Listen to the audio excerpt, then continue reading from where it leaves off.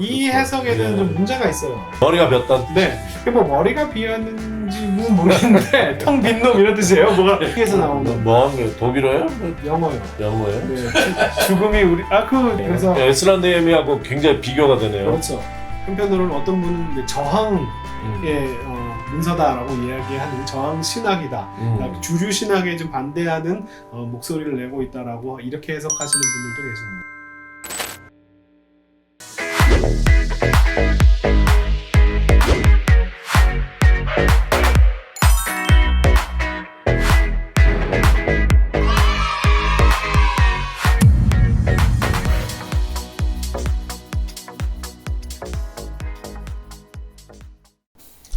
안녕하세요. 우리 동네 성서학당 다시 돌아왔습니다.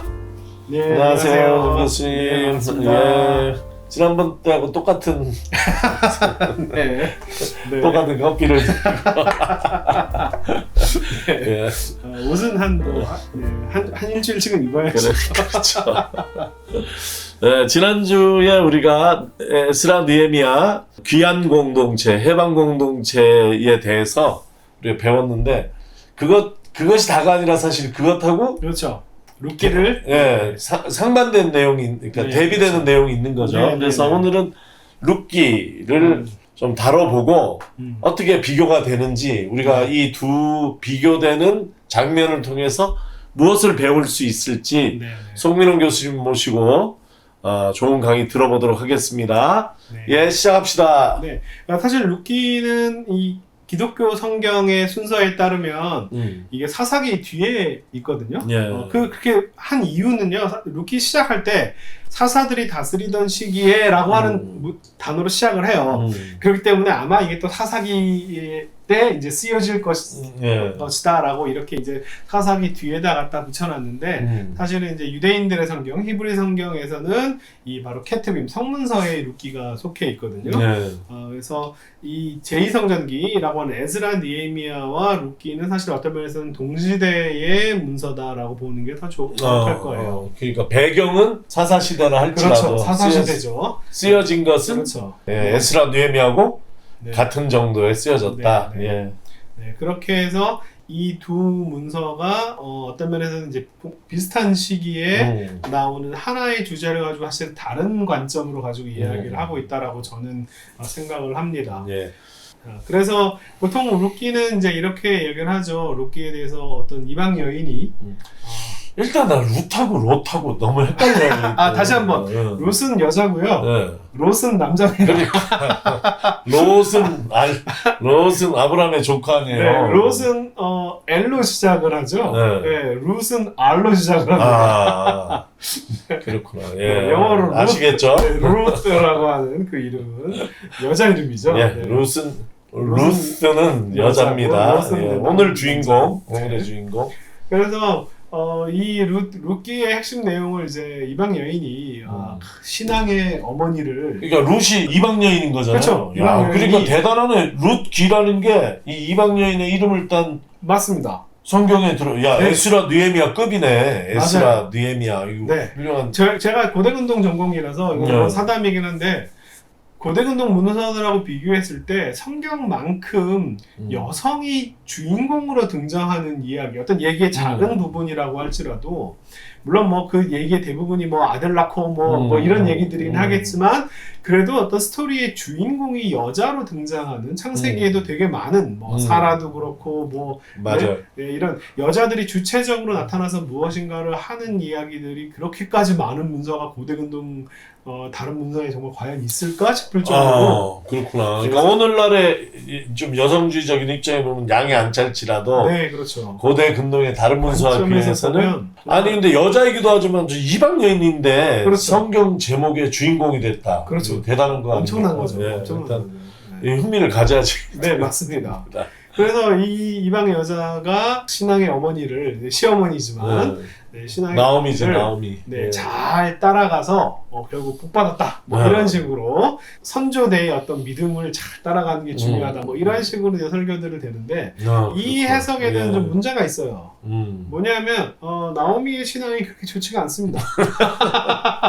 아니 그 진짜 룻기 읽어보면 아는데. 네. 하나님 얘기가 별로 안 나와요, 루키에. 아, 그렇죠. 네. 근데 하나님 얘기 나오는 것도 주로 루시 얘기하는데. 그렇죠. 네, 어머니의 하나님 뭐 이런 그렇죠. 식으로 얘기하는 거 아니에요? 맞습니다. 나오미가 별로 하나님을 찾는.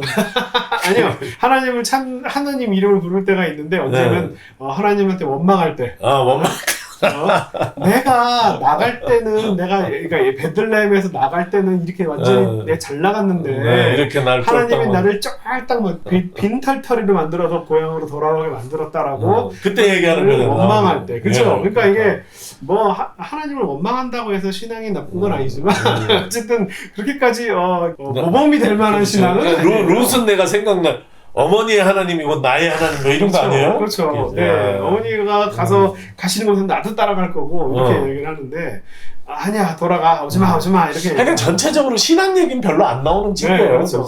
그래서 나오미가 이렇게 해서 나를 나오미라고 부르지 마라. 사실 나오미라는 이름이 well-being이라는 뜻이거든요. 잘 먹고 잘 산다는 뜻이에요.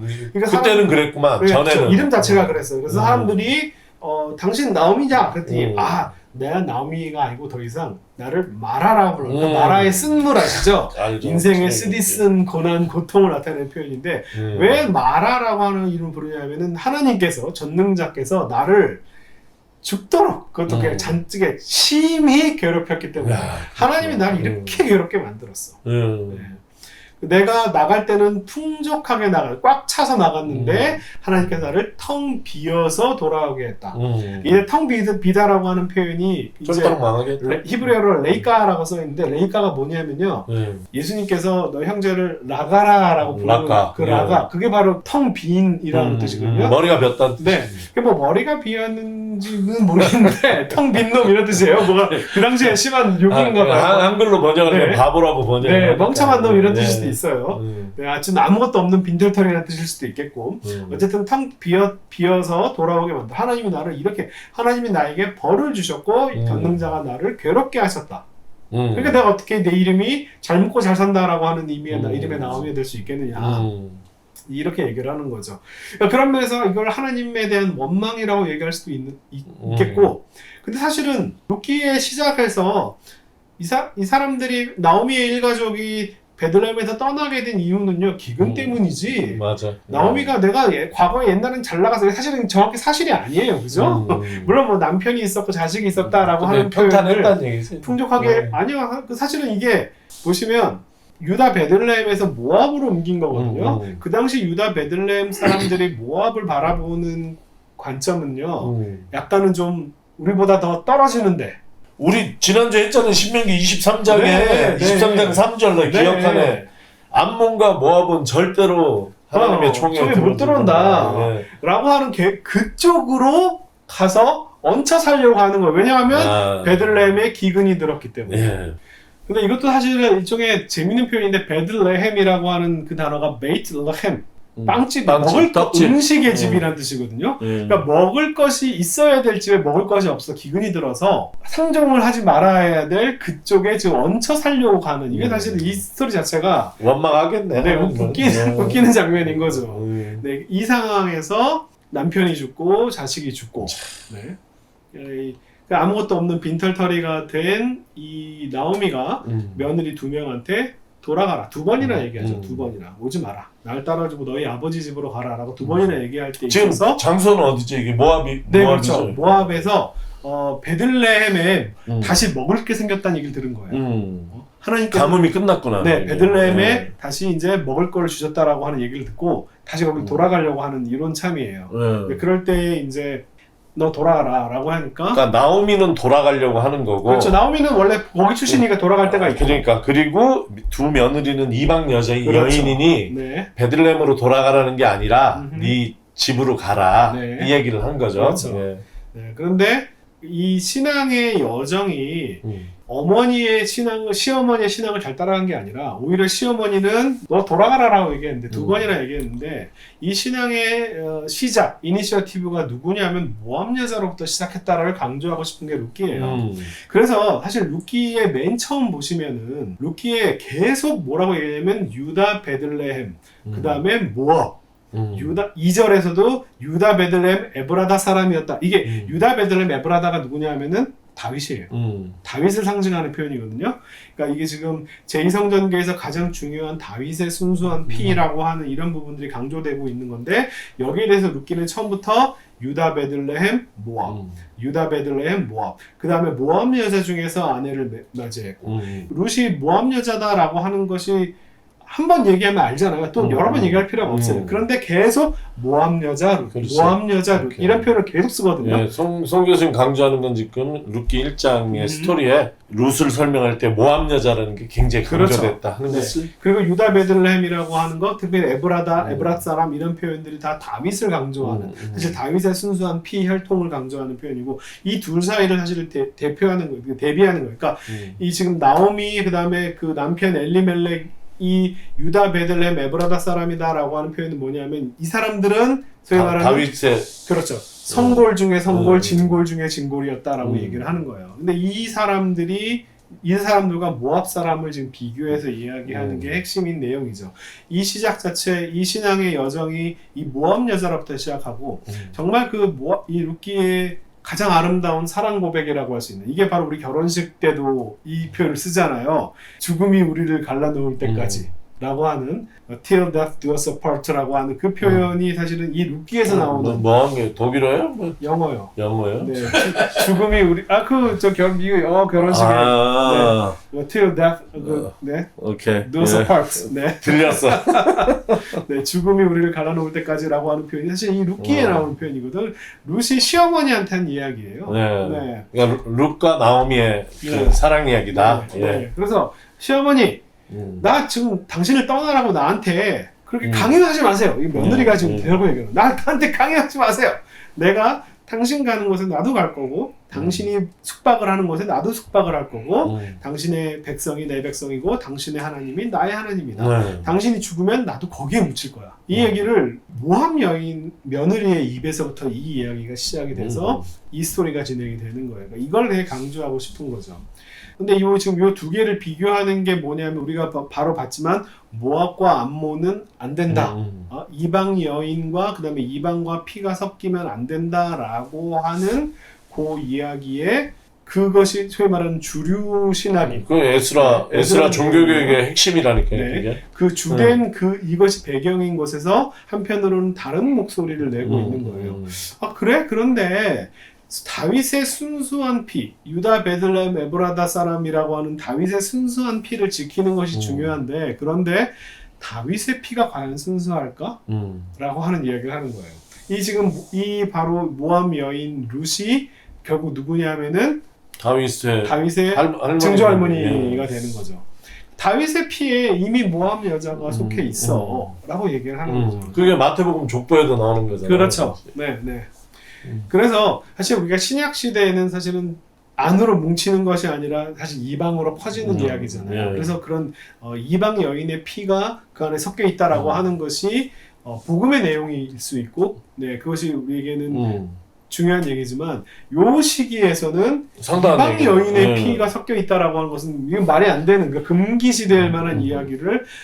다윗의 순수한 혈통을 지키는 것이 중요하다라고 강조를 하는데 그것이 사실 어떤 면에서는 폭력이 될 수 있고 그죠? 그리고 다윗의 순수한 피라고 얘기했지만 다윗의 피가 과연 순수하냐? 별로 그렇지 않은 것 같은데 라고 얘기하는 거죠.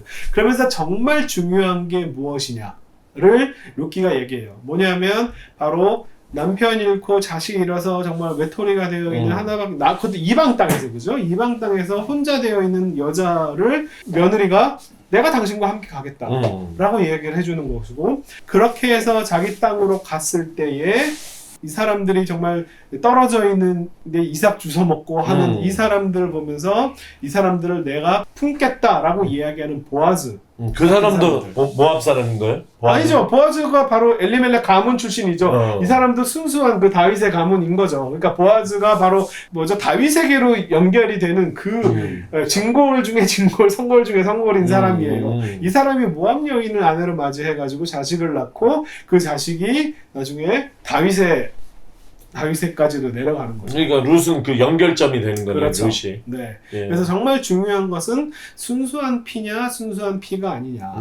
이 부분이 중요한 게 아니라, 그러니까 룻기의 맨 마지막에 바로 이 보아즈가 오벳을 낳고 오벳이 이새를 낳고 이새가 다윗을 낳았다라고 하는 다윗에까지로 연결되는 이 라인의 이야기를 하는 걸로 맞춰요. 그러니까 결국 다윗의 피에는 모압 여인이 속해 있다. 중요한 것은 순수한 피냐 순수한 피가 아니냐라고 하는 것이 아니라 이 어려운 상황에 처해 있는 사람들을 어떻게 대하느냐라고 하는 사실 수평적인 것이 더 중요하다라고 얘기를 하는 거죠. 룻기는 그런 얘기를 하는 거예요. 그래서 에스라 느헤미야하고 굉장히 비교가 되네요. 그렇죠. 그래서 한편으로는 룻을 한편으로는 어떤 분은 이제 저항 문서다라고 이야기하는 저항 신학이다. 그러니까 주류 신학에 좀 반대하는 목소리를 내고 있다라고 이렇게 해석하시는 분들도 계십니다. 다시 한번 말씀드리지만 모압과 암몬은 안 돼라고 하는 이야기가 성경에 있기 때문에 그것을 그대로 그러니까 모압 여인하고 암몬 여인은 안 돼라고 이야기하는 느헤미야가 있었다면 사실 그 신명기 구절에서 모압과 암몬은 왜 안 되느냐라고 한 걸 따져보면 바로 이스라엘 백성들이 출애굽하는 그 어려운 광야 생활을 광야 생활을 할 때 우리 옆 친구가 옆에 이웃이 저 어려운 상황을 처해져 있는데 도와주지 않았다. 이것 때문에 쟤네들은 안 돼. 이렇게 얘기하는 거죠. 그러니까 형제를 어떻게 대하느냐, 이웃 나라를 어떻게 대하느냐라고 하는 이런 부분들이 핵심인 것처럼 룻기에서도 순수한 피냐 아니냐 하나님께서 모압과 암몬은 안 돼. 이 얘기가 핵심이 아니라 결국은 어려움에 처해 있는 사람들을 어떻게 대하느냐라고 하는 것이 핵심 내용이다. 라고 하는 걸 강조하는 그런 룻기도 있다. 그렇죠. 에스라 느헤미야 옆에. 그래서 성경을 볼 때 있어서 한 구절을 딱 떠서 하나님의 명령이 이러니까 이렇게 해야 된다라고 하는 것보다 하나님께서 이렇게 명령하신 이유가 도대체 뭐지? 를 생각해 보면서 신명기 구절에서 이웃 나라를 잘 못 대했기 때문에 이렇게 하나님께서 화를 내시고 저주하시고 하는 것처럼 우리도 그렇게 대하면 안 되겠다라고 하는 것을 이제 배우고 이것이 하나님의 본래 뜻이다라고 하는 것을 또 다시 한번 강조해 주는 게 룻기가 아닌가 생각이 듭니다. 그러니까 에스라 느헤미야는 이방인에 대해서 굉장히 뭐랄까 이게 혈통적 순수성을 강조를 했는데 포로기 이후에 근데 사실 성경에 보면은 룻기 같은 흐름이 있는 것 같아요. 이방인들에 대해서 그렇게 배타적으로만 보는 에스라 느헤미야 여호수아 같은 그 시대적으로 낳은 그 배타성을 넘어서는 표현들이 성경에 있다는 얘기를 룻을 통해서 하신 거잖아요. 그렇죠. 근데 그런 흐름을 저는 어디서 보냐면 이사야서 45장 보면 그 이제 흔히 학자들은 제2이사야라고 얘기하는 부분인데 거기 보면은 1절에 이런 표현 있잖아요. 나 주가 기름 부어 세운 고레스에게 말한다.